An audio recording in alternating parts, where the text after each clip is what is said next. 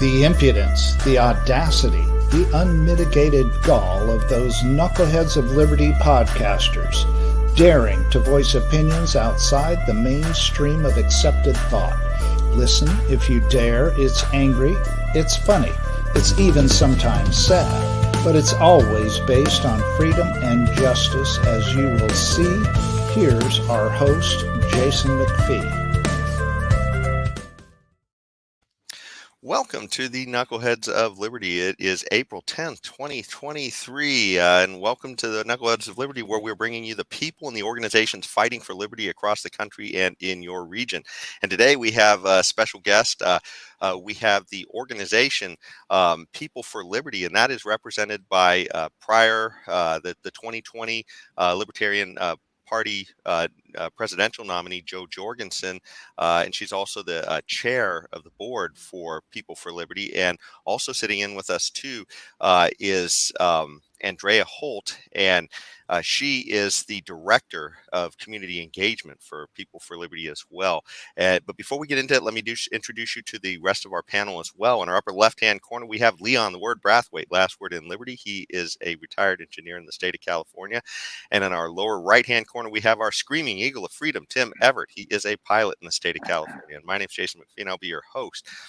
So James, maybe we could get the visual up. So People for Liberty, this is an organization that is trying to, I guess, bring people together to organize, for, I guess, liberty-oriented activities and endeavors. So you guys want to tell us a little bit about what it is your organization does? Thanks, Jason. I would absolutely love to. So a little background on our organization, and Jo can attest to this. When she did run for president in 2020, you weren't able to get out and do much because of COVID. We organized people online through the Let Her Speak campaign to help push Jo Jorgensen as a candidate and get her in the debate. Once that was done, we had a coalition of around 30,000 people who were online and still wanting to fight for liberty, but the elections were over, so what do? Well, that's where the People for Liberty started.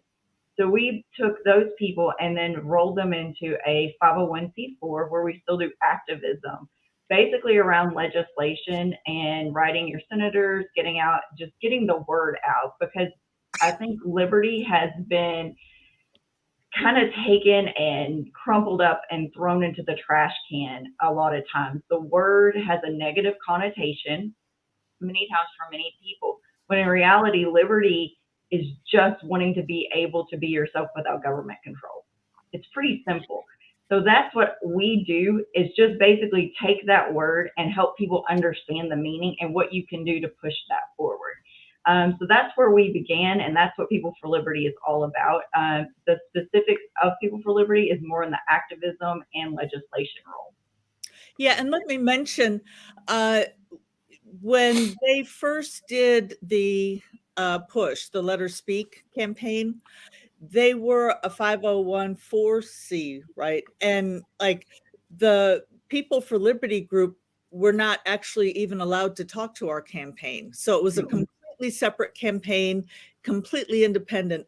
And when I went around the country, everybody said, oh, you know what? The campaign we loved the most that you did was the Let Her Speak. And I have to say, that wasn't even our campaign. So it's rather ironic that the campaign that I'm most known for is the one that our campaign did not do, which is why after the campaign, when it came time to continue working for liberty, I joined that group because they did so much on such a small amount of money and with so few people that I figured these guys could really make a difference. Wow.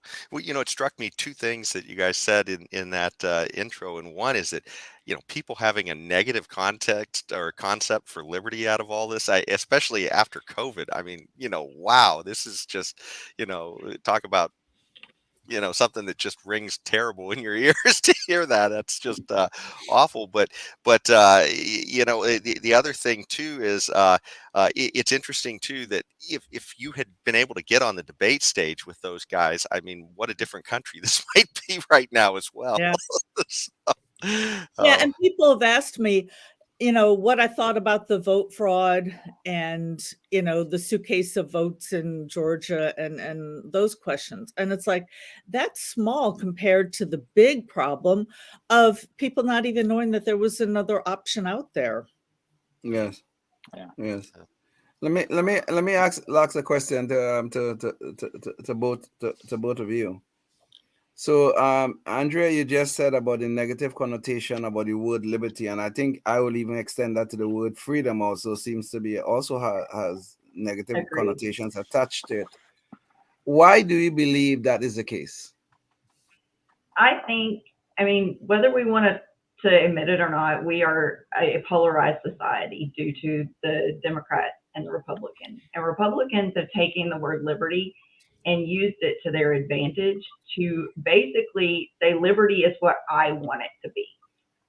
So whenever people who aren't Republicans, which let's face it, the majority of people are independent, and they hear liberty, they automatically think right-wing conservative liberty, when in reality, liberty is for everyone. It's left-wing, it's center, it's right-wing. It doesn't have a wing. Right.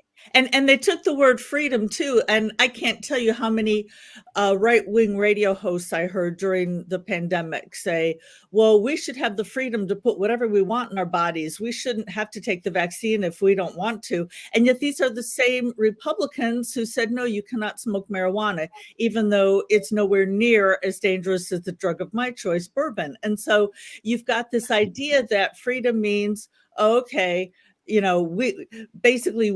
we want to say what's okay to put in your body. And no, that's not freedom. Freedom means you don't get to pick and choose. You don't get to cherry pick.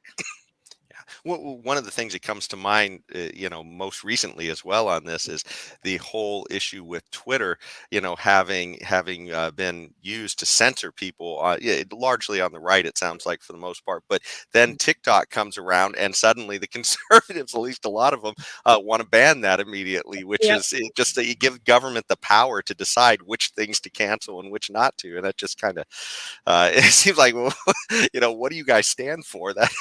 Well, yeah, Glenn, and I don't know if I'm allowed to mention other people's names here, but Glenn Greenwald gave a great example of that. Yeah, it's like, the very same people who were all let's have transparency and the government shouldn't decide. Oh, all of a sudden now they want the government to decide, and we go right back to liberty and freedom.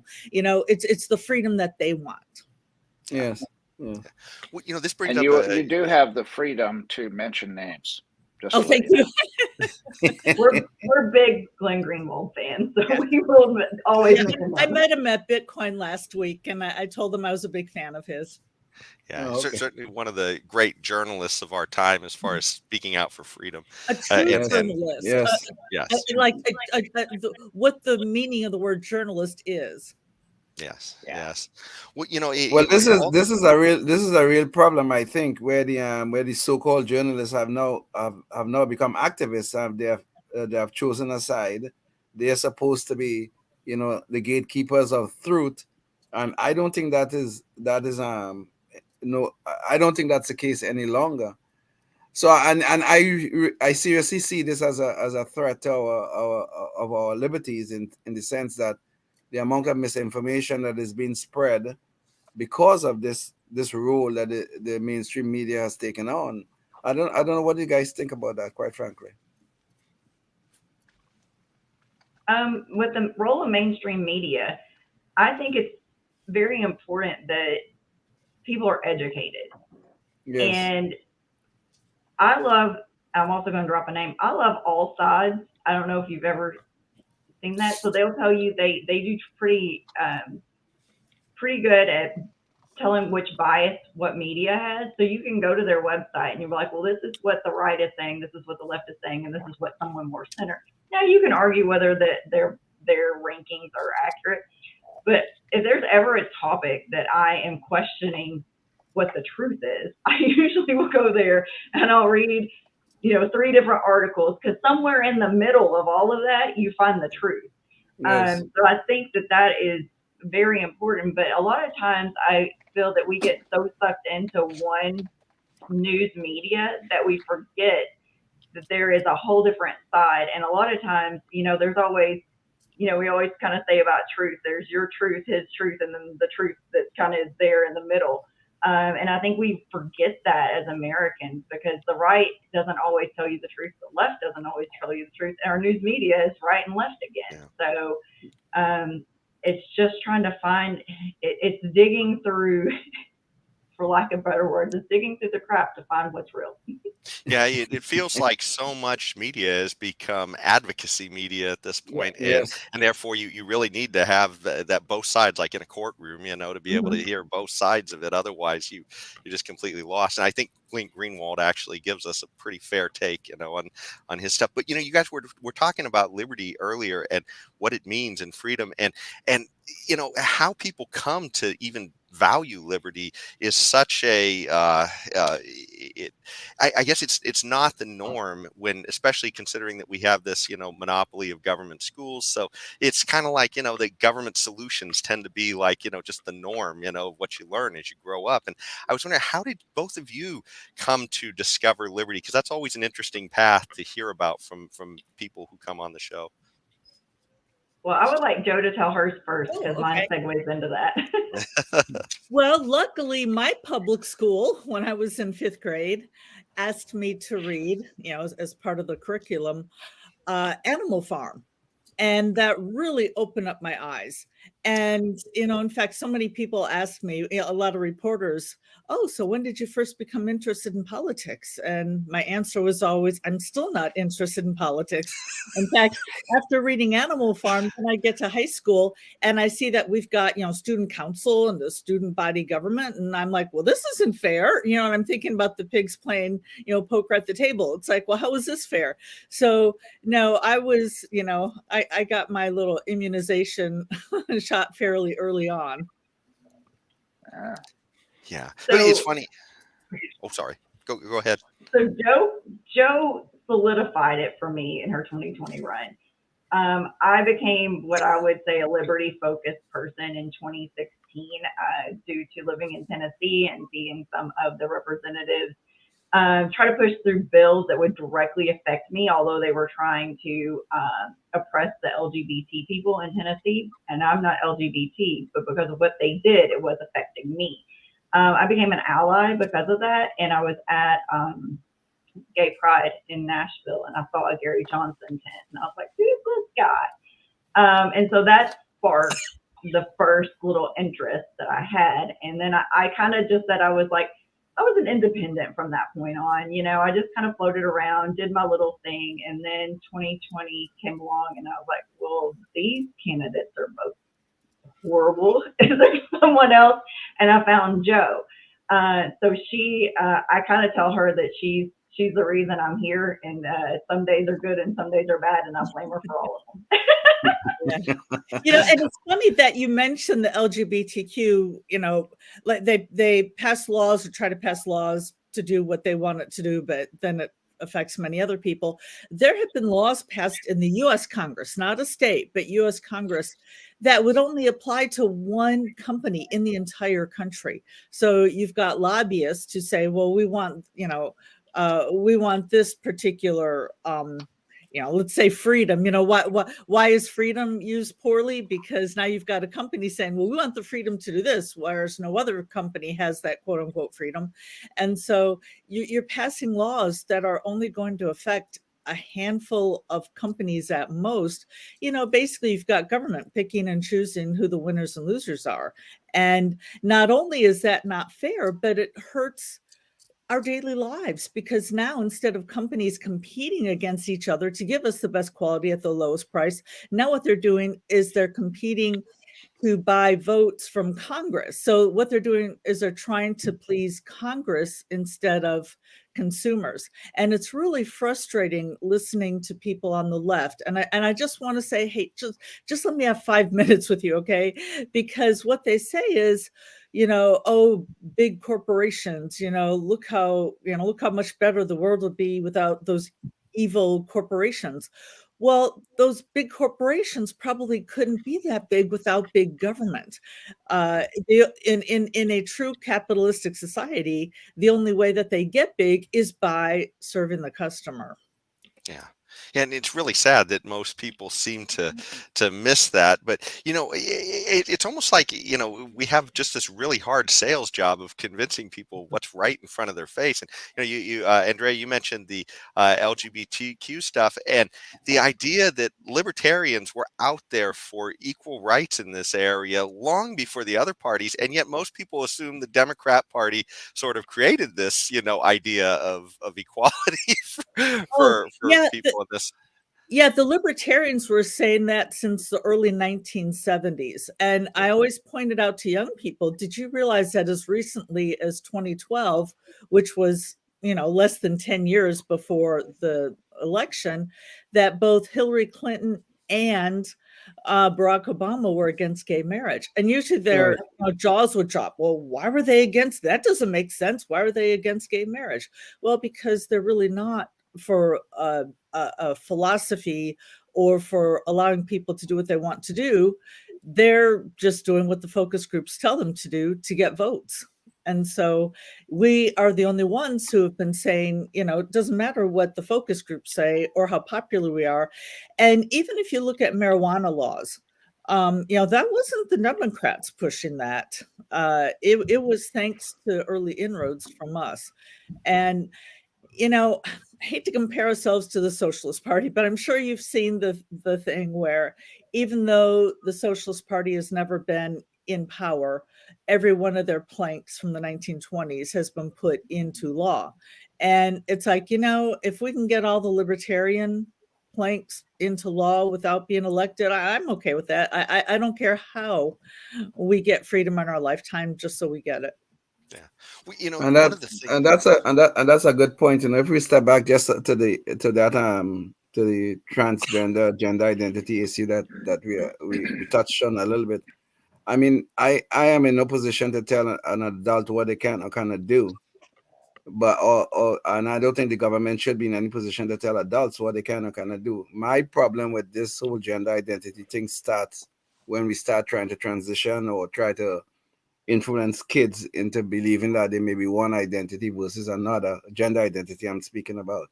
And that is where my problem begins. And I have a real problem when it involves children. I mean, people under the age of 18. And so that is where I draw the line. So I have a real problem with that. Yes. Yeah, and may I speak to that? Because I actually teach the human sexuality class at Clemson. So there are people who are truly transgender, who are born in the wrong body. However, the numbers are about 1 out of 1,000. Unfortunately, though, it's almost become a fad. And one recent survey showed that about 1 out of 200 high school girls identified as the opposite sex. And most of the time they outgrow it. I mean, I hate to say outgrow it because that kind of puts down the people who are truly transgendered, but there's no other way to put it. And so, the research is very clear. It's not politically correct, but the research is very clear that surgery should not be done on anybody before they turn 18, just because, yes, many children do, again, outgrow it. Yeah. It's funny too, because the issue here is clearly one with minors that is, I guess giving libertarians maybe a little bit of internal struggle too. But anything with minors is going to be a tough issue for any particular political group, because in the end, we're saying that they don't have the same rights regardless as adults. So these are always going to be struggles about how to figure out some of these things, I guess. So. Yeah. Well, the issue is, Jason, is that whether is the child itself, the child making the decision, or the parents making the decision for the child, we are talking about life-altering things being done to the child and for the child. And when indeed, just as Joe rightfully said, I think the study is that 97% of kids do grow out of gender dysphoria. They grow out of it. I mean, it's science here we're talking about. Mm-hmm. So like I said, I draw the line at children. Anybody under the age of 18, I think we should not allow that, quite frankly. When they turn 18, they're free to do as they please. I had a lot of funny ideas going through elementary school and high school So and did so on I. that I outgrew. Fortunately, Yeah, so did I. Yeah. I didn't. So it's pretty boring. Sometimes I look back on myself and I don't even recognize that guy. Yeah. We were talking about some of the things that People for Liberty do, as your organization does. One of the biggest pushes for, I guess, as a libertarian, is you're literally trying to stop things from happening, because most of the things that are happening are things that are taking away our liberties. I mean, there may be guised as like, oh, look at what the government's going to give you, but it always comes with, essentially taking away something from somebody else, or restricting some of your freedoms. Just the TikTok thing is obviously one of those things where, hey, look, we're worried that they're going to do something bad with your speech, so our solution is to take away your avenue for speech here, so you don't have to worry about that. But what are some of the examples of things that People for Liberty are doing right now, as far as some of the legislation that you guys are resisting? So our biggest win recently was actually with the omnibus bill. And, you see the omnibus bill and you just go, oh, how can that be liberty oriented? They're just tossing a bunch of stuff in there. So what People for Liberty decided is, we're not trying to be the premier in any certain thing. We're trying to be the organization that brings great organizations together to work towards liberty. There's so many great people that are doing wonderful things in their own realm. And no one's really tying them together. No one's really saying, hey, Free Thought Project's doing a great thing, or Free the People's doing a great thing, or Freedom Works is doing a great thing. How about if we all build a coalition together to go up against something? So one of the things that we did is we worked with CPAC, Freedom Works, White Coat Waste Project, Free the People, and quite a few others, and got a bill put into the omnibus package that basically helped get the funding for labs like the Wuhan lab and everything. We cut their funding. So things like that. Liberty in bills isn't always we're saying no to bills, because sometimes we're saying yes to bills, and sometimes we're working with other organizations to push those bills. But that got accepted into the omnibus. Whether it got accepted because there were so many pages and you didn't see it, I'll take that as a win, right? So basically, any country that's working against our Constitution or American rights and freedoms, we cut the funding for them. So that's one of the things that we work on so much. And we met you, Jason, at Freedom Fest, and one of the reasons we were there is just building these coalitions. Right now, we're really focusing on the TikTok ban, or the Restrict Act. Although that's federal legislation and we do a lot in the state, I think that's one of the most important pieces of legislation we will see in a long time. I liken it to a Patriot Act 2.0. And although you said the right-wing people are wanting to ban TikTok, the Restrict Act is completely bipartisan.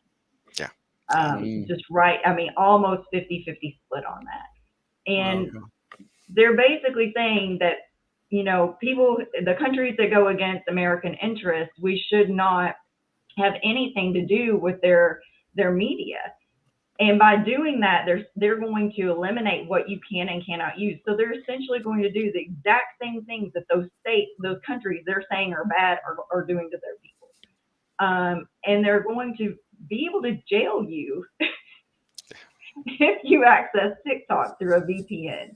So it is called the TikTok ban, but it's so much more than that, because we all know that once the government gets an inch, they're going to take 5,000 miles, not just a mile. Yes. Oh, yes. Right. Oh, and the amazing thing is the same people who are criticizing China and these other countries for not allowing Google. Oh, it's fine for us, though, to not allow TikTok. Yeah. Yeah. Well, it's just it's kind of surreal. When I said conservatives, I was mainly trying to make the point that they were recently literally the victims of this, a lot of them, and then they're jumping on board with another idea to do the same thing. So it's just sort of exactly. like Very short memories. Yeah. Yes. But all of this comes back to the expansion of central power, though, and this is a problem. I mean, nearly every evil in the world can be traced to central power, whether the concentration of central power, I should say, whether it's here in the United States or in any other country that we think are so god awful. It's always the expansion of central power that ends up causing a lot of the problems we see in the world. Well, and dovetailing right off of that too, what do you guys think is the biggest threat to our liberty, especially after just coming through COVID? I'd never seen such an expansion of federal power, and just on a global level too. I mean, it's just absolutely crazy. Well, what do you guys think is the biggest threat today to our liberty? Government. In a word. That's concise. I must not really be a professor, huh? Lecture over. End of story. Period. Wait a minute, isn't the bell supposed to ring first? Yeah. Class is supposed to be over now. Class. Yeah. Teacher says class is over. It's done. Yes. Well, we are getting close to the end, and certainly that's the most succinct thing. Hey, if you see government coming, hey, you put a hand on your wallet and run the other way. Probably is the best. But the big thing is what are some of the biggest challenges you guys are facing there? And as we're getting ready to wrap up, do you have any final thoughts you'd like to share with us as well? I mean, I would say the biggest challenge, to spin off of what Joe said, is government. We work in state and federal legislation, and just keeping up with the amount of legislation that's coming through that's going to impede on your liberty we would need hundreds of people full time to do that. And finding enough people to go through what's happening in their states and being aware, and us being able to send out those email blasts and those text blasts and say, hey, check this out. This is what's happening in your state. It's a lot of manpower. It's a lot of man hours. So I'm just going to which also, by the way, brings up another problem, which is money. So if anybody's you see the website down below, we're welcome for donations to help us in this battle, because we do need, we've got a lot of volunteers, a lot of volunteer hours. However, to run a serious organization like this, you do need a full-time staff, and you do need people around the country to be looking at laws, not only government, federal laws, but also state laws as well, because sometimes those can be almost as onerous, if not more so, than the federal laws. Well, yes, and we are in California, so we absolutely recognize. Into the choir. Well, people in California don't have any money left to donate, I guess. But no, we don't. Well, here's the website again. It's peopleforliberty.org, and certainly we encourage you all to check it out. We also are going to be interviewing Joe on another episode as well, a little bit about our 2020 run, so you can check that out as well if you want to learn more. But thanks so much for joining us, and until the next time, stay tuned and stay free. Yes, indeed. Thank you. Life, liberty, and the pursuit of happiness, always and forever. Thank you for listening to the Knuckleheads of Liberty podcast. Find us on Facebook, Rumble, YouTube, your favorite podcast network, and at knuckleheadsofliberty.com.